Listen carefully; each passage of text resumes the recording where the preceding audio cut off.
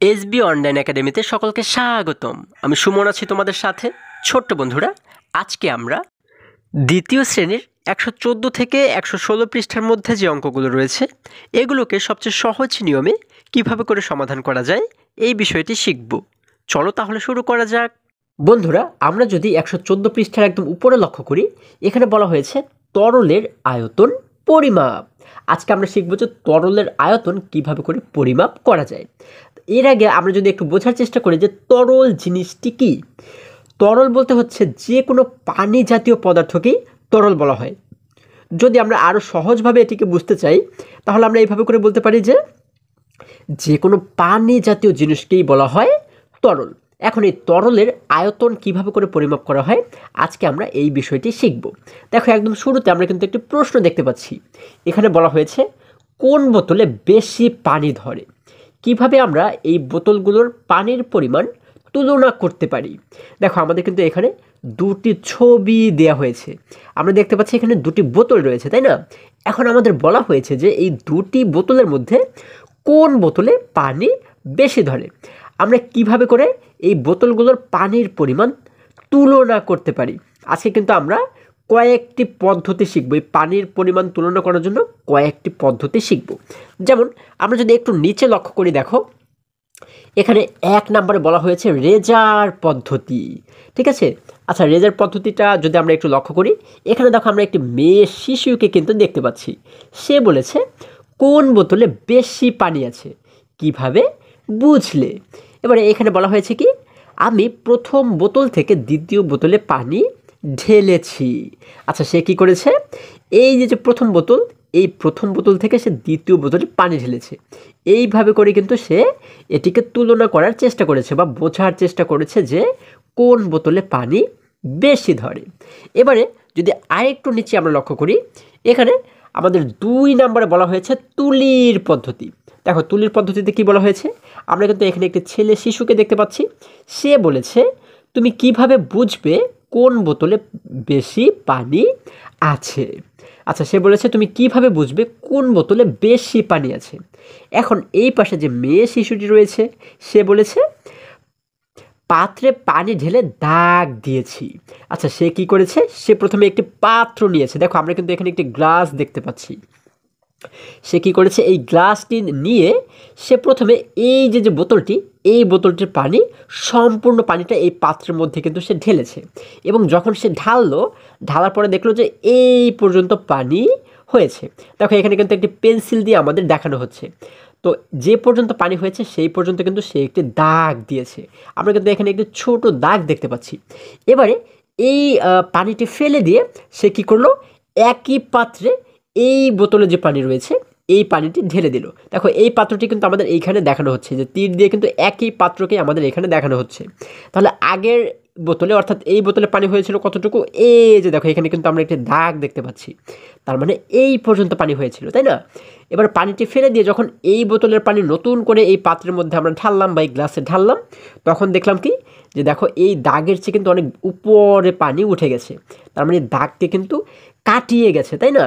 তার মানে হচ্ছে কি, আমরা বুঝতে পারি যে এই বোতলে পানি বেশি রয়েছে বা বেশি ধরে, তাই না বন্ধুরা? তারপরে আরেকটি পদ্ধতি যদি আমরা লক্ষ্য করি, দেখো এখানে 3 নম্বর আমাদেরকে বলা হয়েছে রাফির পদ্ধতি। দেখো, রাফির পদ্ধতিতে কি বলা হয়েছে, এখানে যে মেয়ে শিশুটিকে দেখতে পাচ্ছি, সে বলেছে কোন বোতলে তুমি বেশি পানি পেয়েছো এবং কেন। আচ্ছা, আমাদের বলা হয়েছে যে কোন বোতলে তুমি বেশি পানি পেয়েছো এবং কেন বেশি পানি পেয়েছো। ঠিক আছে, এটি কিন্তু আমাদের এবারে উল্লেখ করতে হবে। দেখো, এইখানে আমরা একটা ছেলে শিশুকে দেখতে পাচ্ছি। সে বলেছে আমি একই আকৃতির 2টি পাত্র ব্যবহার করেছি। আচ্ছা, কোন পাত্রে বা কোন বোতলে বেশি পানি ধরে, হ্যাঁ, এটি বোঝার জন্য সে কী করেছে, সে একই আকৃতির মানে একই উচ্চতার, ঠিক আছে, বা একই সাইজের সে 2টি পাত্র নিয়েছে। দেখো, এই যে গ্লাসটি, আমরা কিন্তু এখানে 2টি গ্লাস দেখতে পাচ্ছি। এই গ্লাসটি যতটুকু সাইজের, এই গ্লাসটিও কিন্তু ঠিক ততটুকু সাইজের। এবারে যখন 2টি গ্লাস নিল, তখন কি করলো, 2টি গ্লাসে 2টি বোতলের পানি সে ঢেলে দিল। দেখো, এই বোতলের পানি এটির মধ্যে ঢাললো এবং এই বোতলের পানি কিন্তু এই পাত্রে ঢাললো। ঢালার পরে যখন এই 2টি পাত্রকে সে পাশাপাশি আনলো, তখন কি দেখলো, যে এই পাত্রের পানি কিন্তু একটু বেশি উপরে রয়েছে, মানে এই গ্লাসটি কিন্তু একটু বেশি ভরেছে। তার মানে এটি দেখে কিন্তু সে খুব সহজেই বুঝতে পেরেছে যে এই পাত্রে বেশি পানি রয়েছে। তার মানে এই পাত্রের পানি হচ্ছে কোথায় ছিল? এই বোতলে ছিল। তার মানে আমরা কিন্তু খুব সহজেই বুঝতে পারি যে এই বোতলে বেশি পানি ধরে, তাই না বন্ধুরা? এবারে দেখো, যদি আমরা পরবর্তী পৃষ্ঠায় চলে যাই বন্ধুরা, 115 পৃষ্ঠার একদম উপরে 1 নম্বরে বলা হয়েছে কোন বোতলে বেশি পানি ধরে? ছোট পাত্রগুলোর সাহায্যে তুলনা করো কোন বোতলে বেশি পানি ধরে এবং কতটুকু বেশি পানি ধরে। দেখো, আমাদের এখানে কিন্তু দুটি বোতল আমরা দেখতে পাচ্ছি। আগের পৃষ্ঠাতে যে দুটি বোতল ছিল সেই দুটি বোতলই কিন্তু এখানে আমরা দেখতে পাচ্ছি। এখন আমাদের বলা হয়েছে যে এখানে কিন্তু অনেকগুলো পাত্র রয়েছে। এই পাত্রগুলোকে ব্যবহার করে আমাদের বের করতে বলা হয়েছে যে এই দুটি বোতলের মধ্যে কোন বোতলে বেশি পানি ধরে। তাহলে এই পাত্রগুলোকে ব্যবহার করে আমরা কিভাবে করে এটিকে নির্ধারণ করতে পারি? দেখো, আমরা কি করলাম, এই বোতলটিকে এখানে আনলাম, ঠিক আছে? এই বোতলের পানিগুলো আমরা কি করলাম, একটি একটি করে পাত্রে আমরা ঢালতে শুরু করলাম। যখন আমরা এটিকে এই পাত্রে ঢাললাম, এই পাত্রটি কিন্তু আমরা ভরে ফেললাম। তারপরে এই পাত্রে ঢাললাম, এটিও ভরে ফেললাম, এটিও ভরে গেল। এরপরে এই পাত্রটিও কিন্তু ভরে গেল। এই যে 4টি পাত্র আমরা দেখতে পাচ্ছি, এই 4টি পাত্র কিন্তু একদম পরিপূর্ণভাবে ভরে গেল, তাই না? এই বোতলের পানিও কিন্তু এর মধ্যে শেষ হয়ে গেল। আচ্ছা, এবারে আমরা যদি এই পাশে লক্ষ্য করি, দেখো এই পাশে আমরা কি করেছি, এই বোতলের এই বোতলে যে পানি ছিল সেই পানিগুলোকে কিন্তু আমরা এখানে ঢেলেছি। তাহলে আমরা এখানে মোট কতটি গ্লাস আমরা দেখতে পাচ্ছি বা কতটি পাত্র আমরা দেখতে পাচ্ছি? আমরা দেখতে পাচ্ছি এই বোতলে পানি যখন ঢাললাম তখন 1টি 2টি 3টি 4টি, এই 4টি পাত্র কিন্তু পরিপূর্ণভাবে আমাদের পূরণ করা হয়ে গেল বা ভরা হয়ে গেল। এরপরে এই যে পঞ্চম পাত্রটি আমরা দেখতে পাচ্ছি বা 5 নাম্বার যে গ্লাসটি আমরা দেখতে পাচ্ছি, এই গ্লাসেও কিন্তু আমরা কিছু সংখ্যক পানি এখানে আমরা ঢালতে পেরেছি, তাই না?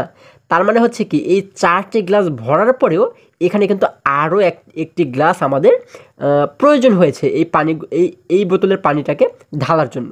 তার মানে দেখো, এখানে আমরা কি বুঝতে পারছি, এইখানে কিন্তু 4টি গ্লাসেই আমরা এই বোতলের পানি ঢালতে পেরেছি, তাই না? কিন্তু এখানে আমাদের সম্পূর্ণ পানিটিকে রাখতে কতটি গ্লাস লেগেছে? 1টি 2টি 3টি 4টি 5টি গ্লাস। তাহলে এখানে লেগেছে 4টি গ্লাস এবং এইখানে লেগেছে 5টি গ্লাস। তার মানে কোন বোতলে পানি বেশি রয়েছে? অবশ্যই এই পাশের বোতলে পানি বেশি রয়েছে। কারণ হচ্ছে কি, এই পানিগুলোকে রাখতে কিন্তু আমাদের 5টি গ্লাস লেগেছিল, ওর চেয়ে বেশি গ্লাস লেগেছে, তাই না? তার মানে আমরা বলতে পারি কি যে এই পাত্রে পানি বেশি ধরে। এবারে দেখো, 2 নাম্বারে যদি আমরা লক্ষ্য করি, এখানে 2 নাম্বারে বলা হয়েছে কোনটিতে বেশি পানি আছে কেন? দেখো, আমরা কিন্তু এখানে দুটি পাত্র দেখতে পাচ্ছি। এই পাত্রটি দেখতে পাচ্ছি আমরা একটু সরু, মানে একটু চিকুন রয়েছে, এবং এই পাত্রটি দেখতে পাচ্ছি একটু মোটা ধরনের, তাই না? তাহলে আমরা যদি স্বাভাবিকভাবে এই দুটিকে লক্ষ্য করি তাহলে আমরা কিন্তু খুব সহজেই বুঝতে পারছি যে এই দুটির মধ্যে এই পাত্রে বেশি পরিমাণ পানি রয়েছে। কারণ হচ্ছে কি, এই পাত্রটি কিন্তু চিকুন, তাই না? দেখো, নিচ থেকে এই পর্যন্ত যদি আমরা পরিমাপ করি তাহলে আমরা দেখতে পাচ্ছি যে একই সমান পরিমাণে কিন্তু পানি এখানে রয়েছে। কিন্তু এই গ্লাসটি বা এই পাত্রটি যেহেতু চিকুন, তার মানে ওর ভিতরে কিন্তু জায়গাও কম, অর্থাৎ ওর ভিতরে কিন্তু পানি কম ধরবে। এবং এটি যেহেতু মোটা, মানে এর ভিতরে যেহেতু অনেক বেশি জায়গা রয়েছে, তার মানে কিন্তু ওর ভিতরে বেশি পরিমাণ পানি ধরবে। তার মানে কিন্তু আমরা বুঝতে পারছি যে এই দুটি গ্লাসের মধ্যে বা দুটি পাত্রের মধ্যে এই পাত্রে বেশি পানি আছে, তাই না বন্ধুরা? দেখো, খুবই সহজ কিন্তু এখানের প্রতিটি অঙ্ক। এবারে যদি আরেকটু নিচে আমরা চলে যাই, এখানে 3 নম্বরে বলা হয়েছে কোন পাত্রে সবচেয়ে বেশি পানি ধরে, কোন পাত্রে সবচেয়ে কম পানি ধরে। দেখো, আমরা কিন্তু এখানে 3টি পাত্র দেখতে পাচ্ছি, 1 নম্বর পাত্র, 2 নম্বর পাত্র, 3 নম্বর পাত্র। এখন আমাদের বলা হয়েছে এই 3টি পাত্রের মধ্যে কোন পাত্রে সবচেয়ে বেশি পানি ধরে এবং কোন পাত্রে সবচেয়ে কম পানি ধরে। দেখো, যদি 1 নম্বর পাত্রটিকে আমরা লক্ষ্য করি, আমরা এই প্রতিটি পাত্রের পাশে কিন্তু কিছু সংখ্যক গ্লাস দেখতে পাচ্ছি, তাই না? এবং এই গ্লাসগুলো কিন্তু পানি দ্বারা পরিপূর্ণ। তার মানে এইখানে আমরা পাশে যে কয়টি গ্লাস দেখতে পাচ্ছি, এই কয়েক গ্লাস পানি দ্বারা এই পাত্রটি একদম পরিপূর্ণ করা যায়, মানে ভরা যায়। তাহলে আমরা দেখি তো এইখানে মোট কতটি গ্লাস রয়েছে বা কয়েক গ্লাস পানি লাগে। এই পাত্রটি ভরার জন্য পানি লাগে হচ্ছে 1 2 3 4 5 6 7 গ্লাস, তাই না? তাহলে এই পাত্রটি ভরার জন্য পানি লাগে হচ্ছে কত গ্লাস? 7 গ্লাস। এবারে দেখো যদি আমরা এই মাঝখানের পাত্রটি অর্থাৎ 2 নম্বর পাত্রটি লক্ষ্য করি, এটি ভরতে কয় গ্লাস পানি লাগে? 1 2 3 4 5, 5 গ্লাস পানি লাগার পরে আরও কিন্তু 1 গ্লাসের অর্ধেক পানি লাগে, তার মানে 5.5 গ্লাস পানি কিন্তু লাগে। তাহলে আমরা এখানে ধরো 5.5, আমরা কিন্তু এখানে 5.5 গ্লাস লিখতে পারি, তাই না? আমরা লিখে দিলাম 5.5 গ্লাস। এবারে আমরা 3 নাম্বার যে পাত্রটি দেখতে পাচ্ছি, এটি ভরতে আমাদের কত গ্লাস পানি দরকার? 1 2 3 4 5 6 7 8 গ্লাস। তার মানে কিন্তু আমরা এখানে পেয়ে যাচ্ছি এটিকে পরিপূর্ণ করতে আমাদের 8 গ্লাস পানি দরকার। তাহলে দেখো প্রথমটা পরিপূর্ণ করতে আমাদের পানি দরকার হচ্ছে 7 গ্লাস, তারপরটার জন্য পানি দরকার আমাদের 5.5 গ্লাস, তারপরেরটার জন্য আমাদের পানি দরকার হচ্ছে 8 গ্লাস। তাহলে এই 3টি পাত্রের কোন পাত্রে সবচেয়ে বেশি পানি ধরে? যেহেতু এটি পরিপূর্ণ করতে আমাদের 8 গ্লাস পানি দরকার, মানে 8 গ্লাস পানি ধরে, তার মানে কিন্তু আমরা বলতে পারি যে 3 নাম্বার পাত্রে সবচেয়ে বেশি পানি ধরে। এবং কোন পাত্রে সবচেয়ে কম পানি ধরে? আমরা দেখতে পাচ্ছি যে এই 3টির মধ্যে এই যে পাত্রটি 2 নাম্বার যে পাত্রটি, এই পাত্রে পানি ধরে হচ্ছে 5.5 গ্লাস। তার মানে হচ্ছে এই পাত্রে অর্থাৎ 2 নাম্বার পাত্রে হচ্ছে সবচেয়ে কম পানি ধরে, তাই না? আমরা কিন্তু খুব সহজে এটিকে বের করে ফেললাম। এবারে যদি আমরা পরবর্তী পৃষ্ঠায় চলে যাই, 116 পৃষ্ঠার একদম উপরে আমরা কিন্তু একটি প্রশ্ন দেখতে পাচ্ছি। এখানে বলা হয়েছে বালতিতে কতটুকু পানি ধরে তা নির্ণয় করি। দেখো আমরা কিন্তু এই পাশে একটি বালতির ছবি দেখতে পাচ্ছি। এখন বলা হয়েছে যে এই বালতিতে কতটুকু পানি ধরে তা নির্ণয় করি বা তা বের করি। তাহলে এই বালতিতে কতটুকু পানি ধরে আমরা কিভাবে করে বের করতে পারি? দেখো এটা কিন্তু খুবই সহজ এবং খুবই মজার একটি নিয়মে আমরা এটি বের করতে পারি। এর আগে যদি আমরা একটু নিচে লক্ষ্য করি, এখানে বলা হয়েছে তরলের আয়তন পরিমাপে আমরা আন্তর্জাতিক একক লিটার ব্যবহার করি এবং এটি নির্দেশ করার জন্য ইংরেজি অক্ষর এল বা এল লিখি। বলা হয়েছে যে তরলের আয়তন পরিমাপে, বা তরল মানে কি, যে কোনো পানি জাতীয় যে সমস্ত দ্রব্য বা পদার্থগুলো রয়েছে, এগুলোকে যখন আমরা পরিমাপ করতে যাই, এগুলো পরিমাপের জন্য আমরা কি ব্যবহার করে থাকি, বা এগুলো পরিমাপের জন্য যে একক আমরা ব্যবহার করে থাকি সেটি হচ্ছে কি, সেটি হচ্ছে লিটার। এবং এই লিটার আমরা ইংরেজি কোন অক্ষর দ্বারা এটিকে বোঝাই? আমরা হচ্ছে এল দ্বারা লিটার বুঝে থাকি, বা ইংরেজির ছোট হাতের অক্ষর যে এল, এই এল দ্বারাও আমরা লিটারকে বুঝে থাকি, বা এই এল দ্বারা কিন্তু লিটার নির্দেশ করে। এখন দেখো আমাদের এই পাশে দেখো একটি বোতল কিন্তু আমরা দেখতে পাচ্ছি। এখানে আমরা যে বোতলটি দেখতে পাচ্ছি, এই বোতলের উপরে লেখা রয়েছে 1 লিটার এবং এই গায়েও কিন্তু লেখা রয়েছে 1 লিটার। অর্থাৎ এই বোতলটিকে যদি আমরা পানি দ্বারা পরিপূর্ণ করি, তাহলে হচ্ছে এই বোতলের মধ্যে 1 লিটার পানি ধরবে। বা এখানে দেখো আমরা কিন্তু দেখতে পাচ্ছি যে এই বোতলটি পানি দ্বারা পরিপূর্ণ রয়েছে, তার মানে ওর মধ্যে কিন্তু 1 লিটার পানি রয়েছে। এখন যদি আর একটু নিচে আমরা লক্ষ্য করি, এখানে আমাদের 1 নম্বরে কিন্তু একটি বালতির ছবি দেওয়া রয়েছে এবং এই পাশে যদি লক্ষ্য করি, এখানে কিন্তু আমরা দেখতে পাচ্ছি যে এখানে 3টি বোতলের ছবি আমরা দেখতে পাচ্ছি এবং প্রত্যেকটি বোতল হচ্ছে কতটুকু পরিমাণের? আমরা দেখতে পাচ্ছি এটি হচ্ছে 1 লিটার, এটিও 1 লিটার এবং এটিও 1 লিটার। অর্থাৎ এর প্রত্যেকটির ভিতরে কিন্তু 1 লিটার 1 লিটার করে পানি ধরে বা পানি রয়েছে। তাহলে দেখো এই বোতলগুলো দ্বারা, বা এই বোতলের মধ্যে যে পানিগুলো রয়েছে, এই পানিগুলো দ্বারা কিন্তু আমরা এই বালতিটি পূরণ করতে পারি। ঠিক আছে? তাহলে এই বালতিটি পূরণ করার জন্য বা এই বালতিটি ভরার জন্য আমাদের কত লিটার পানি দরকার? আমরা দেখতে পাচ্ছি 1 লিটার, 2 লিটার, 3 লিটার। তার মানে আমরা বলতে পারি যে এই বালতিটি পরিপূর্ণ করার জন্য 3 লিটার পানি দরকার, বা এই বালতিতে মোট হচ্ছে 3 লিটার পানি ধরে। এবারে দেখো যদি আমরা এইখানে লক্ষ্য করি, এখানে কিন্তু আমাদের কিছু শূন্যস্থান রয়েছে। এখানে বলা হয়েছে ড্যাশটি 1 লিটার বোতলের পানির সাহায্যে বালতিটি পূরণ করা হয়েছে। তাহলে কতটি 1 লিটার বোতলের পানির সাহায্যে বালতিটি পূরণ করা হয়েছে? আমরা এখানে কতটি বোতল দেখতে পাচ্ছি? 1টি, 2টি, 3টি। তার মানে আমরা এই খালি ঘরে লিখে দেব 3টি। দেখো খুবই সহজ কিন্তু। অর্থাৎ 3টি 1 লিটার বোতলের পানির সাহায্যে বালতিটি পূর্ণ করা হয়েছে। তাই বালতিতে ড্যাশ লিটার পানি ধরে। আচ্ছা, যেহেতু এখানে 3 লিটার পানি রয়েছে, তার মানে বালতিতে কত লিটার পানি ধরে? 3 লিটার পানি ধরে। আমরা এখানে লিখে দেব তাই বালতিতে 3 লিটার পানি ধরে। ঠিক আছে, তাহলে কিন্তু আমাদের 2টি শূন্যস্থান পূরণ করা হয়ে গেল।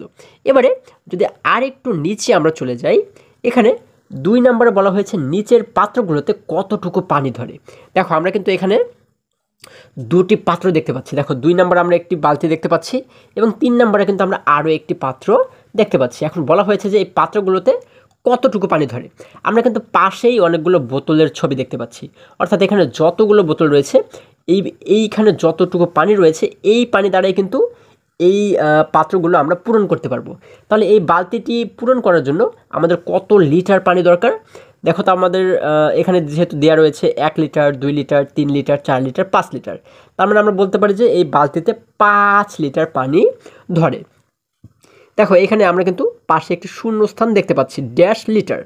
এখানে আমরা লিখে দেব 5 লিটার, যেহেতু এখানে কত লিটার রয়েছে 1 2 3 4 5, যার কারণে আমরা এখানে লিখে দেব 5 লিটার।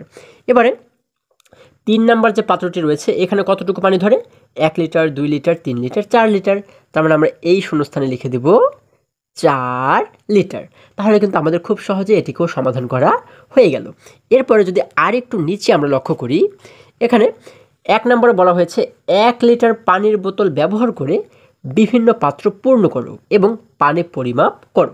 দেখো এইখানে যে আমরা 1 লিটার বোতল দেখতে পাচ্ছি, এরকম 1 লিটার বোতলকে তোমরা ব্যবহার করে নিজেদের মতো করে তোমরা বিভিন্ন সাইজের পাত্র নিয়ে সেটিকে কিন্তু পরিমাপ করতে পারো যে এই পাত্রে কত লিটার পানি ধরে বা কোন পাত্রে কত লিটার পানি ধরে।